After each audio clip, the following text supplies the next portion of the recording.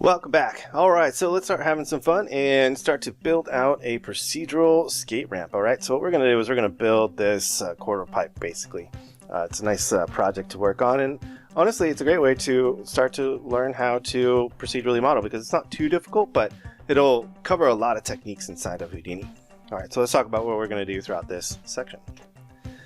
Alright, so first we're going to go and build out the ramp model. I'm going to walk you through every single node and show you guys exactly what I'm doing to build a procedural model.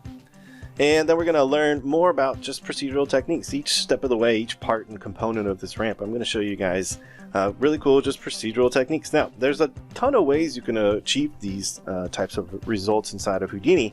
I'm just going to show you, a few of these techniques. Alright, really cool stuff to generate procedural models. And then we're also going to focus on creating clean procedural UVs. You might have seen a lot of videos out on YouTube or from side effects themselves, and a lot of people just do the general UV unwrap. Well, I want to start to focus on creating procedural UVs that are actually a little bit cleaner and a little bit more accurate. All right, just more like how we would actually do it if we were to do it by hand, but I want to show you guys how we do it procedurally. All right, so with that, let's jump into Houdini and get started with our ramp.